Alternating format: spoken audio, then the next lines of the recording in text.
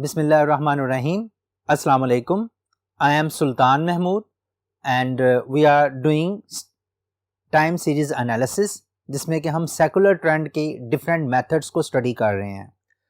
Last lecture के अंदर मैंने आपको एक केस करवाया था कि जिसमें नंबर ऑफ ईयर्स जो हैं वो ऑड हैं और आपका ओरिजिन जो है वो मिडल पे था। और फिर मैंने आपको बताया था कि जब ओरिजिन में मिडल में रख लेते हैं तो आपके पास कुछ नेगेटिव वैल्यूज़ आ जाती हैं एक्स की और कुछ वैल्यूज़ जो हैं वो पॉजिटिव आ जाती हैं। और नेगेटिव और पॉजिटिव एक्स की वैल्यूज़ से मिलकर समेशन एक्स की वैल्यू ज़ीरो हो जाती है। तो जब समेशन एक्स ज़ीरो हो जाता है तो हमारे पास बी और ए के फार्मूलाज रिड्यूस हो जाते हैं। ये हमारा लास्ट लेक्चर था जिसमें कि आपने वो केस देखा कि जहाँ पर हमने summation x y divided by summation x square से बी मालूम किया था और ए का फार्मूला सिर्फ वाई बार के इक्वल रह गया था।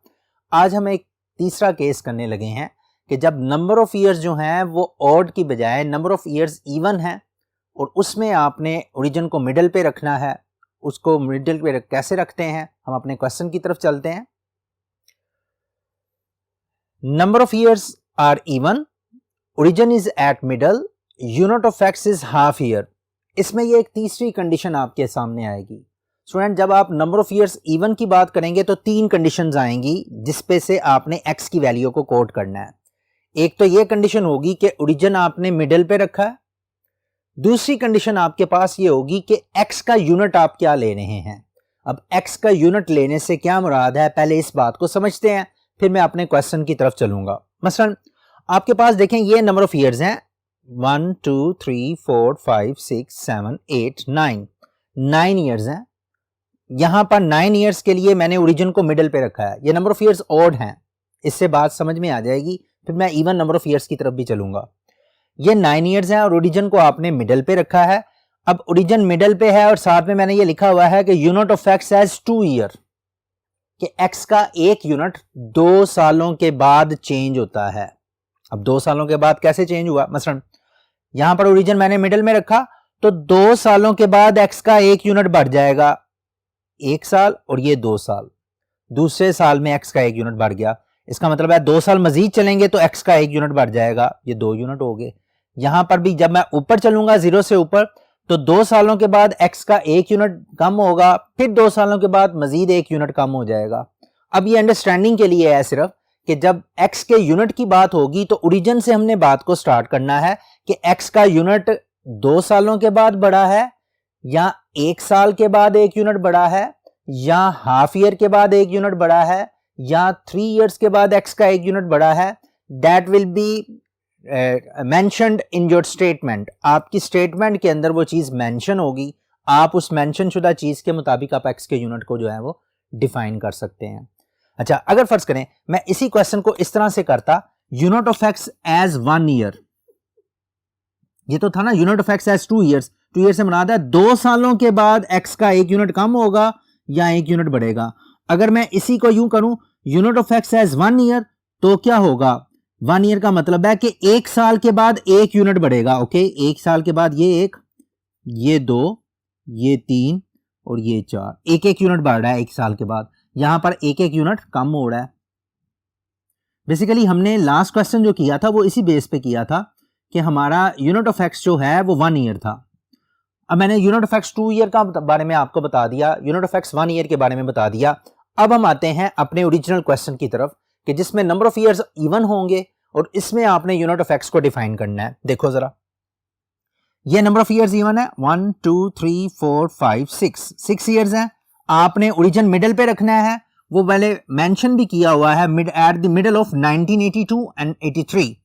82 और 83 के मिडल पे यूनिट अगर आप ओरिजिन लेते हैं तो इसका मतलब है कि यहां पर आपके पास ये रहा जी origin. Okay, this is your origin. इसके बाद आपसे ये एक इंफॉर्मेशन जो दी है कि unit of x is half year. हम एक्स की वैल्यूज को कैसे डिफाइन करेंगे, यूनिट ऑफ एक्स जो है वो हाफ ईयर है। देखो, जब 1982 और 83 के दरमियान मिडल में ओरिजिन आ गया, यहां पर ओरिजिन आ गया और unit of x half year है, हाफ ईयर के बाद एक्स का एक यूनिट बढ़ जाना है। ये बात जहन में रहे, यूनिट ऑफ एक्स सिर्फ हाफ ईयर का क्या मतलब है कि हाफ ईयर गुजरेगा तो एक्स का एक यूनिट बढ़ जाएगा। ओके, यहां पर ये देखें, ये 0 जो है हाफ पे पड़ा हुआ है 83 से आगे नीचे आएंगे ना तो हम हाफ ईयर बेसिकली मूव किया है मैंने। अगर मैं 82 से 83 की तरफ आता हूं तो मैंने पूरा साल मूव किया है, लेकिन अगर मैं मिडल से 0 से नीचे की तरफ आ रहा हूं तो इसका मतलब मैंने हाफ ईयर मूव किया है। तो अगर unit of x half year है तो इसका मतलब क्या होगा कि हाफ ईयर के बाद एक्स का 1 यूनिट बढ़ गया। ओके, ये बढ़ गया। अगर मैं 0 से ऊपर जाऊं तो एक्स का 1 यूनिट कम हो गया। ओके, हाफ ईयर के बाद कम हो गया। अब अगर फर्ज करें मैं 83 से 84 की तरफ चलता हूं तो मैं हाफ ईयर तो नहीं मूव कर रहा, पूरा साल मूव कर रहा हूं ना। अगर हाफ ईयर मूव करता हूं तो 1 यूनिट बढ़ता है। तो अगर मैं फुल ईयर यानी कि टोटल ईयर मूव करूं तो 2 यूनिट बढ़ेंगे। मतलब यहां पर मैं 1 से जब मैं नीचे लिखता हूं तो दिस शुड बी 3। इसके बाद अगर मैं नीचे लिखता हूं तो ये 2-2 यूनिट अब बढ़ रहे हैं ना, क्योंकि पूरा साल आप मूव कर रहे हैं। This should be 5। इसको आप एक दूसरे तरीके से भी समझ लें। मसलन हाफ ईयर अगर मैं मूव करूंगा तो 1 यूनिट बढ़ेगा। ऑब्वियसली फर्ज कर ले कि मैं 83 से हाफ ईयर नीचे जाता हूं तो 1 यूनिट बढ़ेगा तो वो 2। अब मैं मजीद हाफ जाता हूं तो 3 हो जाता है। इसी तरह से मैं 3 से 1 हाफ ईयर आगे मूव करता हूं तो यहां पर आपके पास आ जाता है 2 के ये 3 के बाद 4, फिर हाफ ईयर मूव करता हूं तो 1-1 यूनिट बढ़ता था। इसका मतलब ये है कि हाफ ईयर के बाद 1-1 यूनिट बढ़ रहा है। जब हाफ ईयर के बाद 1 यूनिट बढ़ेगा तो 1 साल के बाद पूरा यूनिट बढ़ जाएगा। दैट्स वाई कि हम यहां पर 0 लिखेंगे, फिर 1 लिखेंगे, फिर 3 लिखेंगे। ये 3 क्यों लिखा है कि हाफ ईयर के बाद तो 2 हो गया और फिर 1 यूनिट बढ़ा तो 3 हो गया। फिर इसके बाद मैंने 4 लिखा है, फिर उसके बाद मैंने 5 लिखा है। लेकिन ये 2 और ये 4 जो आपको नजर आ रहे हैं ये हम मेंशन नहीं करते यहां पर, इसको एज इट इज ही लिखते हैं। For the sake of understanding मैंने सिर्फ ये लिखा था। अब आप देखें कि जब unit of x half year होगा तो 0 के बाद 1 यूनिट बढ़ेगा, हाफ ईयर के बाद 1 यूनिट बढ़ेगा तो पूरे साल के बाद 2 यूनिट्स बढ़ जाएंगे। ये भी पूरा साल मूव किया है तो 2 यूनिट बढ़ेंगे। इसी तरह ये आधा साल मूव किया है तो 1 यूनिट कम हुआ है, और अगर पूरा साल मूव किया है तो 2 यूनिट कम होंगे। यहां पर आपके पास -3 आ जाएगा, -1 के बाद -3, फिर ये आ जाएगा -5। सो दिस इज हाउ आप अपने एक्स को कोड कर सकते हैं जब ये डायरेक्शन आपके पास अवेलेबल हो कि unit of x is half year, और अगर unit of x half year है तो इस तरह से चलना है। अब अगर फर्ज करें ये एक्स की वैल्यूज अवेलेबल है, ये वाई की वैल्यूज अवेलेबल है, हम अपनी बाकी की रिक्वायरमेंट बिल्कुल वैसे ही कर सकते हैं जैसे हमने लास्ट लेक्चर में किया था। हम एक्स की वैल्यूज को पिक करते हैं और इसके ऊपर सारी कैलकुलेशन को कंप्लीट करते हैं। जो समझने वाली बात थी यहां पर इस क्वेश्चन के अंदर वो ये थी कि आपने एक्स की वैल्यूज को कैसे डिटरमिन करना है। तो एक्स की वैल्यू को डिटरमिन करने के लिए पहले 0 लिखें, हाफ ईयर के बाद 1 यूनिट बढ़ा दें, हाफ ईयर के बाद 1 यूनिट कम कर दें। अगर हाफ ईयर के बाद 1 यूनिट बढ़ा है तो 1 साल के बाद 2 यूनिट्स का इजाफा होगा। 1 में 3 आ जाएगा, फिर 5 आ जाएगा, इस तरह से आगे चलता जाएगा। ये ऊपर आ जाएंगे। ये वाली जो एक्स के वाई की वैल्यूज लेकर हम अपनी लीनियर ट्रेंड जो है वो फाइंड आउट कर सकते हैं। लीनियर ट्रेंड को फाइंड आउट करने का तरीकाकार वही है जो हम नेक्स्ट बोर्ड की तरफ चलते हैं, जहां पर के हम लीनियर ट्रेंड की बात करेंगे, उसको कैसे कैलकुलेट करते हैं, उसकी कैलकुलेशन को कंप्लीट करते हैं, ट्रेंड वैल्यूज निकालते हैं, कोई फोरकास्ट वैल्यू निकालते हैं। तो ओवरऑल जो हम क्वेश्चंस करते रहे हैं उसी तरीके कार के साथ हम चलेंगे। हम नेक्स्ट बोर्ड की तरफ चलते हैं जी स्टूडेंट्स। अब हम आते हैं अपनी एक्स की वैल्यूज को, जैसे हमने पहले किया है पिछले बोर्ड के अंदर, उसको ही आगे लेकर चलते हैं, क्वेश्चन को कंप्लीट करते हैं। देखें जरा, यहाँ पर एक्स की वैल्यू जो मैंने लिखी थी, ये लिखी थी जी पहली वैल्यू, चूंकि 1982 और 83 के दरमियान था ओरिजिन, ये 0। यहाँ पर आपके पास हाफ ईयर ऊपर मूव करें तो -1, नीचे मूव करें तो 1, 1-1 यूनिट। और अगर 2 साल मूव करेंगे तो यहाँ पर ये 3 आ जाएगा, ये आ जाएगा 5। इसी तरह से ऊपर चलेंगे तो -3 और -5। अब एक्स वाई को मल्टीप्लाई कर दें। यहाँ पर ये मैंने पहले से ऑलरेडी बनाया क्योंकि हमारे पास जो है बी के फार्मूले के अंदर ये चीज़ें आती हैं। यहाँ पर आपके पास आ जाएगा -50, यहाँ पर -36, -8, ये 10 आ गया। ये 0 सिर्फ आपकी अंडरस्टैंडिंग के लिए है, अदरवाइज ये लिखने की ज़रूरत नहीं है आपको। ये 42 आ जाएगा और ये 80 आ जाएगा। आपके पास यहाँ पर वैसे लिख लेंगे, लेट द लीनियर ट्रेंड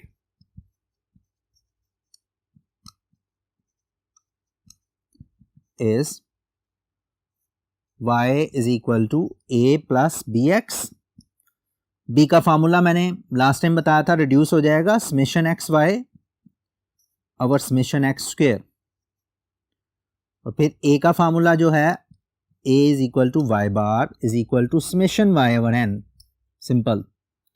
आपके पास एक्स वाई की वैल्यूज हैं, समेशन एक्स स्क्वायर भी आप फाइंड आउट कर लें। x की वैल्यू इसका स्क्वायर लेंगे तो this will give you 25, minus 5 का स्क्वायर लें, ये आ जाएगा 9, ये आ जाएगा 1, यहाँ पर ये आ जाएगा 1, ये आ जाएगा 9 और ये आ जाएगा 25। आइए देखें आपके पास समेशन एक्स वाई, ये सारे समेशंस आपको चाहिए इधर से, आप समेशन वाई को भी आपको कैलकुलेट करना है, समेशन एक्स भी कैलकुलेट करना है कि नहीं करना। समेशन एक्स तो 0 हो जाएगा ना, समेशन एक्स 0 हो जाएगा कि उसको करने की जरूरत नहीं है, ऐड करने की, दोबारा कैलकुलेटर आप यूज करें, हमें ऑलरेडी पता है क्योंकि ओरिजिन जब भी मिडल पे लिया जाएगा आपके x की वैल्यू इसका टोटल जो है वो हमेशा 0 निकलेगा, यानी कि ये मैं डायरेक्टली लिख सकता हूं summation x is equal to 0। कि बाकी की समेशन जो है वो आप कैलकुलेटर के जरिए कर सकते हैं, कैलकुलेटर यूज कर लें। आप पहली समेशन जो है वो आपके पास है 10 plus 12 plus 8 plus 10 plus 14 plus 16, your answer is 70। यहां पर समेशन y की वैल्यू निकल आएगी 70। समेशन एक्स वाई भी फाइंड आउट कर लें, देखें जी, समेशन एक्स वाई -50 -36 -8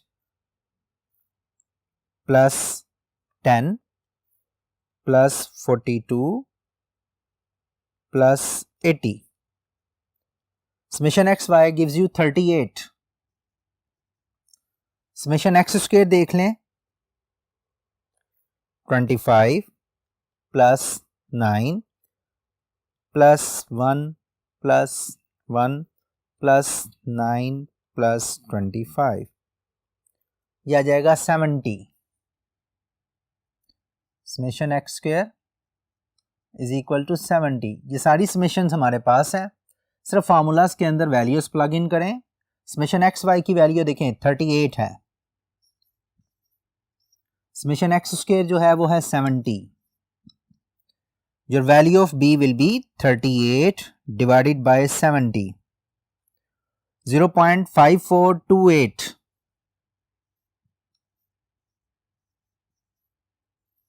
ले जी, ये बी की वैल्यू आ जाएगी। ए की वैल्यू निकालनी है, तो ए की वैल्यू के लिए you need only summation y over n, 70 divided by 6, 70 divided by 6 कर लें, योर आंसर इज 11.666, 11.67 उसे कर रहा हूं, आपके पास ये ए की वैल्यू आ जाएगी। अभी देखें आपके पास बी की वैल्यू भी आ गई, ए की वैल्यू भी आ गई, प्रोसीजर वही है आपकी लीनियर ट्रेंड को फाइंड आउट करने का, सिर्फ फार्मूलाज में वैल्यू पुट करनी है। अब इसके बाद हम क्या करते हैं, अपनी जो एस्टिमेटेड जो लाइन है उसको फाइंड आउट कर लेते हैं। एस्टिमेटेड रिग्रेशन लाइन या estimated linear trend is the estimated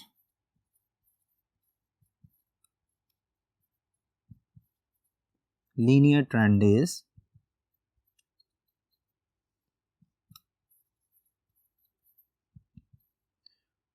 y is equal to a plus bx। Okay, y is equal to a की जगह पर a की वैल्यू प्लस 0.5428, इसको हम एस्टिमेटेड वैल्यूज कह देते हैं। ये जी आपके पास लीनियर ट्रेंड निकल आया हमारे पास इस क्वेश्चन के लिए। अब इसी लीनियर ट्रेंड को यूज करके हम ट्रेंड वैल्यूज भी मालूम कर सकते हैं, इसी लीनियर ट्रेंड को मालूम करके हम जो है फोरकास्ट वैल्यू भी फाइंड आउट कर सकते हैं। फोरकास्ट वैल्यू के लिए आप चेक कर लें, फर्ज करें आपसे ये कहता है कि 1985 के लिए जो है ये तो आपके पास x की वैल्यू 5 है, तो 1987 की अगर मुझे फोरकास्ट चाहिए तो what should be my x value, मेरी x वैल्यू क्या होनी चाहिए, 85 पे 5 है तो 86 पे, अगर 86 पे अगर आए तो आपकी वैल्यू 7 होनी चाहिए, क्योंकि दो दो यूनिट आगे चल रहे हैं ना, हर साल के बाद 2 यूनिट जंप करता है, आधे साल के बाद 1 यूनिट जंप हो रहा है और 1 साल के बाद 2 यूनिट्स जंप हो रहे हैं। तो आपके पास 1986 के लिए x की वैल्यू क्या आ जाएगी, यहां पर मैं लिख भी रहा हूं, for 1986 the value of x is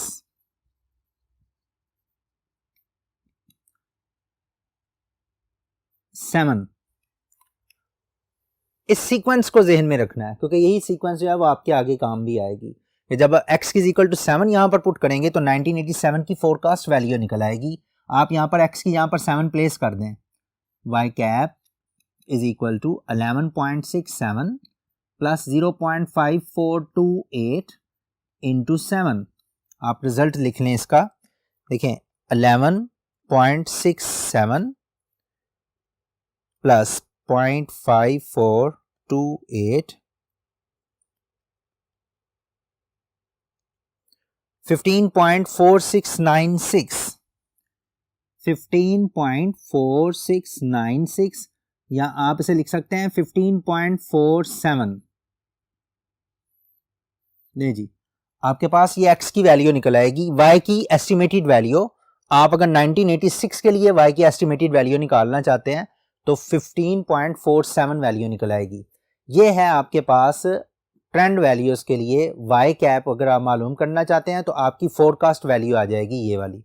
अब इस फोरकास्ट वैल्यू के बाद आप इसकी ट्रेंड वैल्यूज भी कैलकुलेट कर सकते हैं। अच्छा, अगर हम ट्रेंड वैल्यूज की तरफ चलते हैं तो ट्रेंड वैल्यूज आपके पास ये आ जाएंगी। मसलन यही वाला डाटा जो है, ये वाली इक्वेशन यहां पर मैं पुट कर रहा हूं, ये है जी 11.67 प्लस 0.5428 इंटू x की जगह पर वैल्यू पुट करते जाएं, आपके पास ट्रेंड वैल्यूज निकलती आएंगी। अब देखें जरा, x की पहली वैल्यू देखें क्या है आपके पास, x की पहली वैल्यू है -5।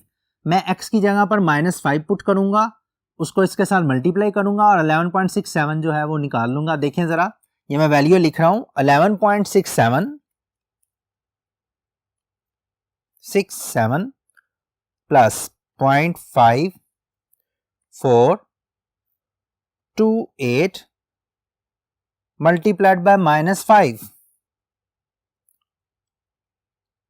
मैंने ब्रैकेट यूज कर ली है -5 के लिए, तो ये मेरे पास आंसर आ गया 8.956। अगर मैं x की दूसरी वैल्यू यहां पर प्लेस करूं -3, तो मेरे पास आंसर क्या आता है 11.67 प्लस 0.5428 ब्रैकेट में है जी -3। My answer is 10.0416। तो यहां पर अब आपके पास, अब x की वैल्यू आपने पहले -3 पुट की, अब x की जगह पर -1 पुट कर दें। -1 पुट करेंगे, देखें 11.6 प्लस 0.5428 मल्टीप्लाइड बाय -1। मैंने ब्रैकेट यूज किया दोबारा से, ये मेरे पास आ जाएगा 11 ये -1 के सामने जो वैल्यू आएगी वो आएगी जी 11.1272। अब मैं जब x की जगह पर 1 पुट करूंगा तो देखें वैल्यू क्या बनती है। जब मैं x की जगह पर 1 पुट करता हूं तो यही वैल्यू जो है आपके पास, आप चाहें तो वहीं से डिलीट करके कर लें। ये अब मैं x की जगह पर 1 प्लेस करने लगा हूं जी। जब मैं x की जगह पर सिर्फ 1 प्लेस करता हूं तो तब मेरे पास आंसर क्या आता है, दैट आंसर इज 12.2128। अब मैं x की जगह पर 3 प्लेस करूंगा, x की जगह पर 3 प्लेस करता हूं, मेरे पास ऑलरेडी कैलकुलेटर के ऊपर लिखा हुआ है, ये 1 को डिलीट करके 3 प्लेस किया है।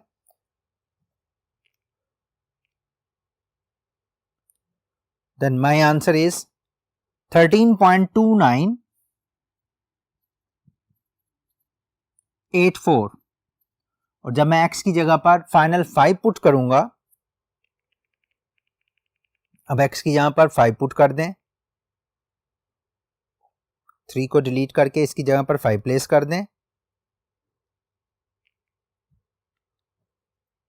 तो माय आंसर इज 14.384।